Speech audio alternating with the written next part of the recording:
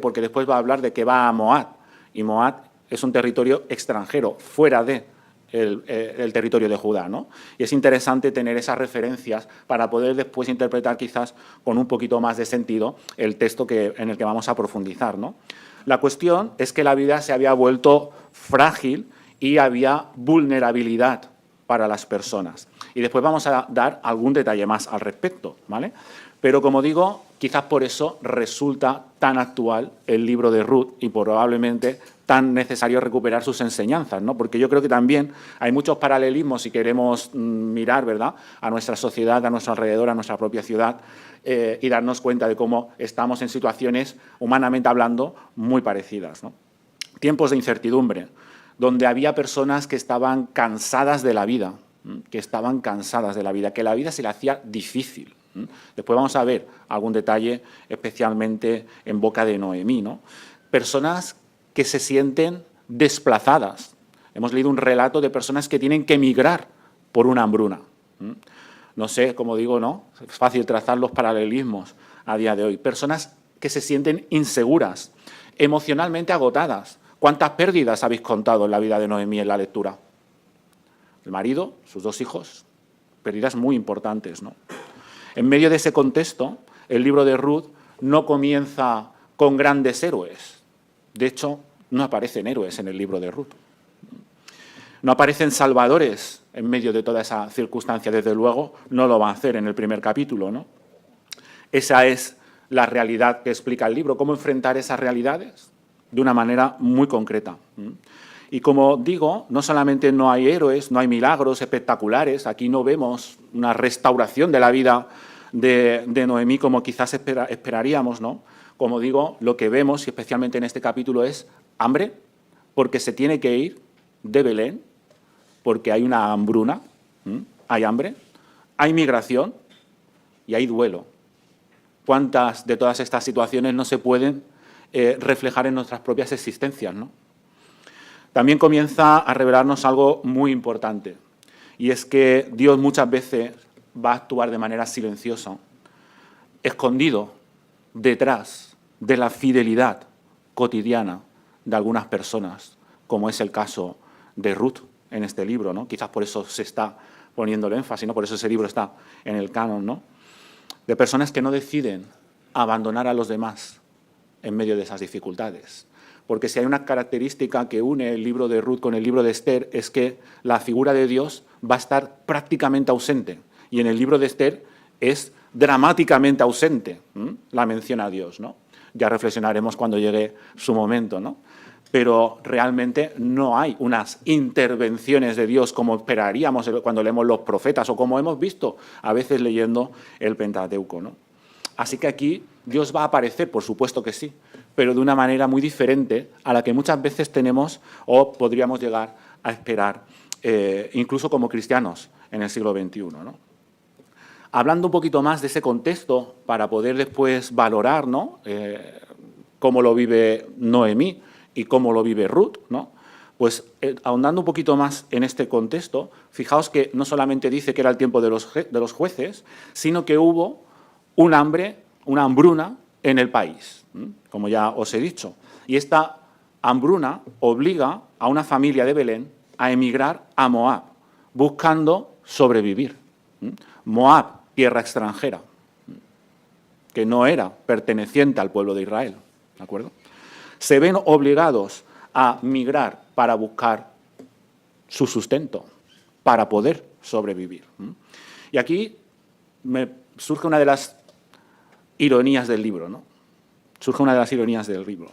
Belén, porque eran de Belén, que significa casa del pan, pero la casa del pan se ha quedado sin pan. Ahí lo dejo. En el tiempo de los jueces, donde cada uno hacía lo que bien le parecía, Belén, la casa del pan, se ha quedado sin pan. Eso es lo que dice el libro, ¿no?, que es súper interesante, ¿no?, de entrar aquí. La crisis no es solo económica, obviamente, ¿verdad? Seguramente hay realidades espirituales, comunitarias, identitarias, que están todas juntas en el contexto de este tiempo de la historia, ¿verdad?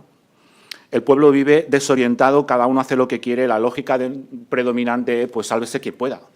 Hay que buscarse las habichuelas. ¿A dónde hay que ir? Pues a Moab, a ver si allí comemos, ¿no? Y eso también nos habla de los tiempos que nos toca vivir hoy, ¿no? Vivimos en una cultura donde muchas veces se nos enseña que debemos de salvarnos solos. Hay que buscarse las habichuelas. Sálvese quien pueda. Ser fuertes. Procura ser fuerte, porque solo te tienes a ti. Resuelve las cosas como puedas y como te vengan, con tus propios recursos. Y no falles, porque te vas al margen. Te vas al margen. Quizás seguimos viviendo en esta cultura, en una lógica muy parecida a la que podíamos destilar del tiempo de Ruth.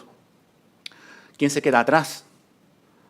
Hoy, igual que entonces, personas migrantes, personas empobrecidas, personas mayores, personas descartadas de la sociedad, personas heridas emocionalmente, quizás personas que sufren enfermedad mental o no, quizás de otro tipo, y que esas carencias ya le hacen no ser suficientemente fuertes para poder buscarse las habichuelas por ellos mismos. Pues el mundo de Ruth es un mundo muy parecido a veces, ¿no?, si queréis estirar de esa cuerda al nuestro. Y eso es importante porque, fijaos, en el libro de Ruth no se está negando la realidad, no se está dulcificando, no se está espiritualizando, si me queréis entender esta palabra, la realidad. La fe en Dios, la creencia en nuestro Dios, el seguimiento a día de hoy a través de Jesús, no se hace fuera del sufrimiento humano, se hace dentro de él, porque todos estamos en ese barco. O quizás eso a lo mejor nos quiere hacer pensar el libro de Ruth, ¿no? Noemí pierde su tierra, pierde su estabilidad, pierde a su esposo y pierde a sus hijos. Poneros, aunque sea casi imposible, en la piel de una mujer de la época, de una mujer judía de la época, que tiene que dejar su ciudad y Judea.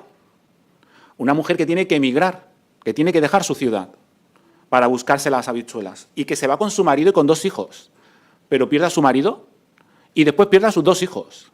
Una mujer cuya identidad como persona en ese contexto patriarcal dependía de su marido y en ausencia de su marido, de sus hijos. Y sin embargo lo pierde todo. Así que no está en su casa, no está en su país, con todo lo que eso significa de ruptura espiritual y de contexto para ella, sino que además como mujer no tiene marido y va perdiendo a sus hijos. Se queda con 2 nueras moabitas. ¿Dónde estaría la identidad de esta mujer? ¿Dónde estaría la identidad de Noemí? ¿Cómo estaría? Por eso digo, cansada de la vida, ¿no? Quizás hay razones para decir que está harta de la vida. No me llaméis Noemí, llamadme Mara, dice el texto, que se traduce como amargura. Bueno, una mujer amargada. Oye, la Biblia no lo esconde, ¿eh? Esta mujer del pueblo de Dios, israelita, de Belén, de la ciudad del pan, dice que quiere que se la llame Mara, porque le ha tocado vivir unas circunstancias que a ver quién podría soportarlas, ¿no? Así que esta historia no intenta suavizar el dolor que muchas veces puede producir la vida y las circunstancias que nos tocan vivir, también a todos y cada uno de nosotros. Y aquí quizás, ¿verdad?, os tengo que pedir que penséis en vuestra propia existencia, ¿no? El texto no corre rápidamente hacia un final feliz. No vamos a ver en este texto ni mucho menos que el hambre va a pasar, ¿no? No, parece que hay mal sobre mal, ¿no? No vamos a ir por ahí en este libro, ¿no? Parece que se nos obliga como lectores del libro de Ruth a pasar por este momento de vacío existencial. Y esto a mí me parece profundamente humano, porque muchas veces la religión en general y el cristianismo en particular ha intentado responder demasiado rápido al sufrimiento. como si la fe consistiera en negar la tristeza o en cubrir esas heridas con frases aparentemente piadosas. No pasa nada, todo está bien. Eso parece un poco como en el tiempo de la pandemia, cuando se ponían de moda esas frases que, claro, hay que entender en su justa medida, ¿no? Es bueno no perder la esperanza tampoco en medio de las dificultades, ¿verdad? Pero lo que tampoco se puede hacer es relativizarla al punto de negar la gravedad de las circunstancias por las que se está pasando. Quizás a veces se plantea una manera de vivir a Jesús muy de esa manera, ¿no? Como iglesia. Pero Noemí habla con honestidad. No me llaméis Noemí, que por cierto significa dulce, sino llamadme Mara, que significa amargura. Así que entre Belén y la hambruna, y Noemí y Mara, aquí hay, me permitiréis la expresión, bastante mala baba con el que escribió el libro de Ruth, ¿no? Bastante intención para que pudiéramos poner el acento en una de estas cosas, ¿no? En alguna de estas cosas, ¿no? Pero así es, porque en esa gran amargura, en medio de esas circunstancias, reconoce ella misma, le ha puesto el Todopoderoso. Le ha puesto el Todopoderoso. Y más adelante incluso dice, yo me fui llena, quizás no tenía pan para comer, pero me fui acompañada de mi marido, de mis 2 hijas, pero se me ha hecho volver vacía. Porque ya sabéis, hemos leído, que después vuelve porque sí que se recupera, ¿no? Hay una buena cosecha, así que con los años después quiere volver, pero ya dice vuelve vacía. Fijaos que Noemí no es castigada por hablar así. A Noemí no le cae un rayo del cielo para castigarla por reconocer que siendo parte del pueblo de Dios las cosas no le están yendo bien. A mí me parece una buena lección.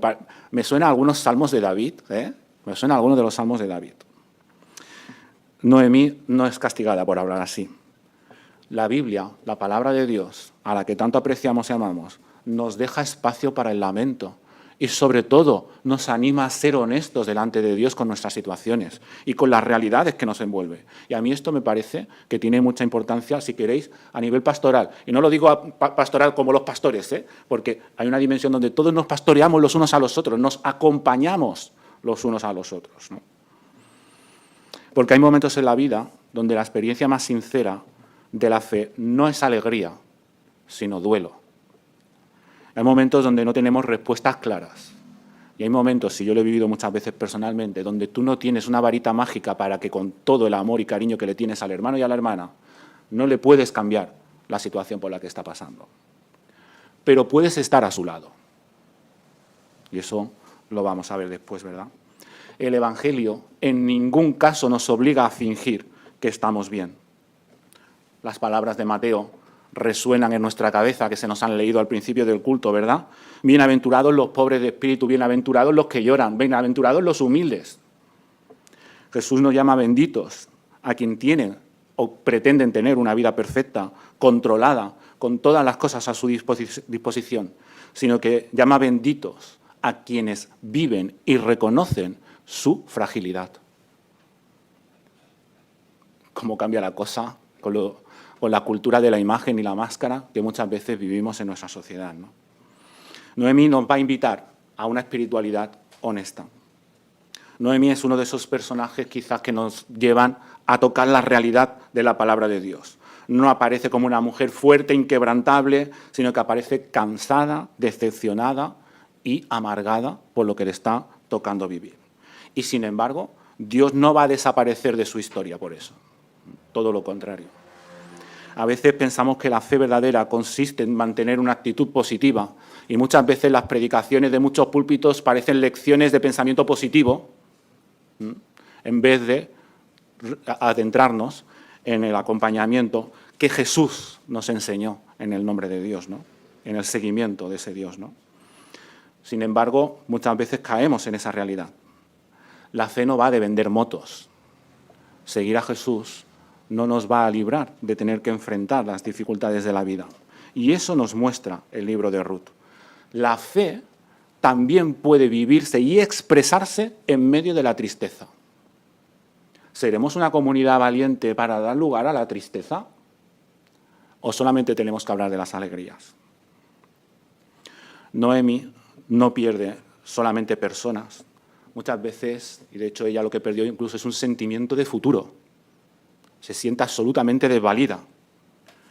Por eso insiste en que Ruth y Orfa regresen a su tierra, que ella ya está bien, que no espera nada, ya está. Casi que lo que le queda es volver para morirse en su ciudad, ¿no? Ya no cree que nada pueda reconstituirse en la vida. Y muchas personas conocen esa sensación. Y yo creo que si somos honestos y sinceros, todos los que estamos aquí conocemos esa sensación. Incluso en medio del desaliento, Dios sigue obrando silenciosamente. Porque con esto ya voy acabando, podemos pasar a la diapositiva. Ahí está Ruth. En medio de toda esa circunstancia, ahí está Ruth, una de sus nueras. Ruth y Orfa eran sus nueras, moabitas, que no creían en el Dios de Israel. Ahí conviene señalarlo. Extranjeras moabitas y además, como Noemí, viudas y pobres. Vaya, mujer, y con todo este historial, los márgenes se te quedan muy bien para tu situación, ¿eh?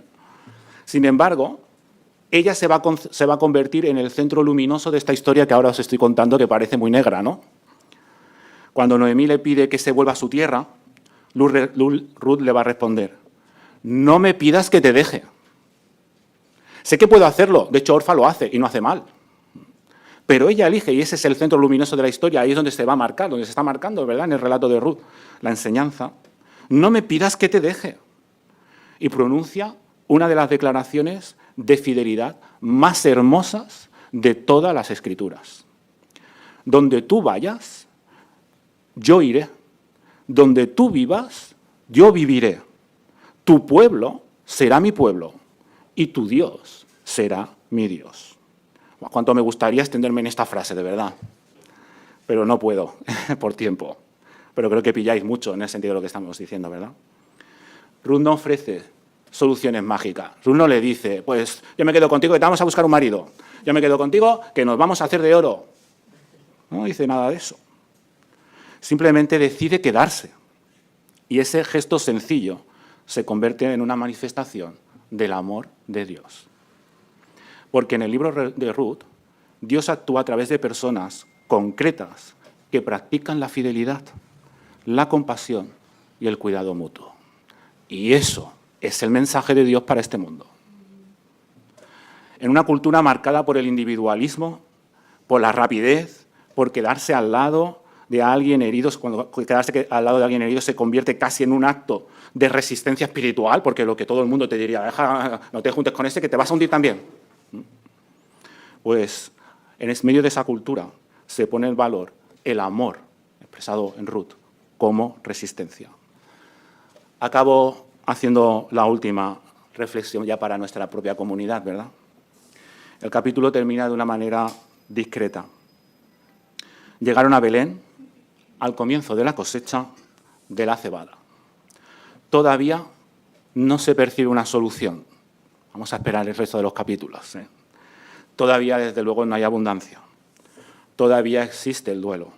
Y aquí es donde nos deja el texto el domingo de hoy. Pero la cosecha comienza. Hay cosecha en Belén de nuevo. El libro de Ruth nos enseña que la esperanza de Dios muchas veces puede aparecer así de pequeñita, ¿no? Así de silenciosa, así de casi imperceptible. Pero Noemí, que cree que vuelve vacía, no vuelve sola. Ruth está caminando a su lado. Y a mí lo que me gustaría, como comunidad de San Pau, es poder imitar eso. Poder imitar eso. Quizás es eso justo lo que necesitamos recordar hoy, ¿no? Que Dios muchas veces no aparece eliminando inmediatamente el sufrimiento, sino sosteniéndonos a través de la fidelidad de quienes deciden permanecer a nuestro lado. Y eso es comunidad cristiana. Acompañarnos los unos a los otros en el camino de Dios, en este caso, y a la luz del Evangelio, en Jesús. La gracia de Dios suele comenzar así, como una presencia, como una mesa compartida que después vamos a tener, como una comunidad que acompaña y que se acompaña mutuamente, que no juicia al otro por si está pasando un mal momento en la vida o por si tiene más o por si tiene menos, por si sabe más o si sabe menos, sino que experimentamos y queremos vivir con la mano tendida en medio del cansancio del hermano y la hermana que nos acompaña. A lo mejor eso es la vocación de la Iglesia, ¿no? Ser una comunidad donde tenga lugar el dolor y atravesar por lugares de dolor, eso sí, acompañados de personas que nos quieren con el amor de Dios.